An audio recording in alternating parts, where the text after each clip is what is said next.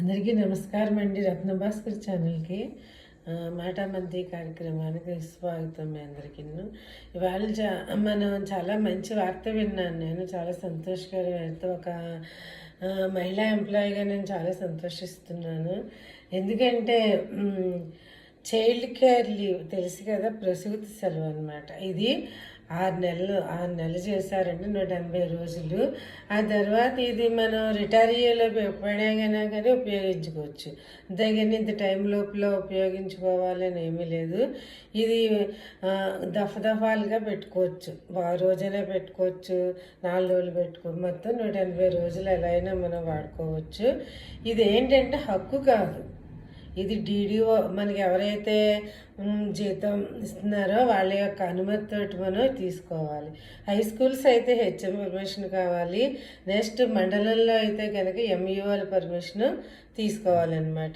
దీనివల్ల ఒంటరి పురుషులకు కూడా ఇచ్చారు. విశేషం ఏంటంటే పురుషులకు కూడా వేశారు. ఒంటరి పురుషులు అంటే విడాకులు తీసుకున్న వాళ్ళు, పిల్లలు పుట్టాక భార్య చనిపోయిన వాళ్ళు, అంటే పెళ్లి చేసుకోకుండా ఉండాలి, మళ్ళీ పెళ్లి చేసుకుంటే వర్తించదు. ఇది వాళ్ళు కూడా ఇచ్చారు. సంతోషించే విషయం అన్నమాట. ఆ తర్వాత ఏంటంటే దీన్ని మిగతా సెలవులతో కలిపి వాడుకోవచ్చు. అందువల్ల ఏంటంటే ముఖ్యంగా మహిళా ఉపాధ్యాయులు చాలా ఆనందంగా పిల్లల్ని సంరక్షించుకుంటూ టెన్షన్ లేకుండా ఆనందంగా పిల్లల్ని పెంచుకునే వాళ్ళ ఆటపాటలు మనం ఎంజాయ్ చేయొచ్చు అనమాట. అదేవిధంగా దీని అంతటికీ చాలా కాలం నుంచి మహిళా ఉపాధ్యాయ సంఘాలు కృషి చేస్తున్నారు. ఇప్పటికి తీరింది. ఫస్ట్ మహిళా ఉపాధ్యాయులకి పురుషుల కంటే 5 సెలవులు ఎక్కువ కావాలని చెప్పి సాధించారు మొత్తానికి.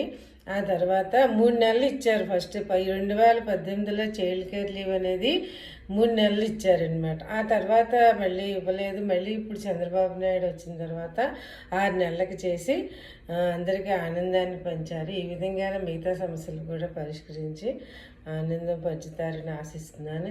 ఈ విధంగా ఇచ్చినటువంటి ముఖ్యమంత్రి గారికి, తర్వాత విద్యామంత్రి లోకేష్ గారికి, ఇలా చేయడానికి కారణమైనటువంటి ఉద్యోగ ఉపాధ్యాయ సంఘాల వాళ్ళందరికీ కూడా కృతజ్ఞతలు తెలియజేసుకుంటున్నాను.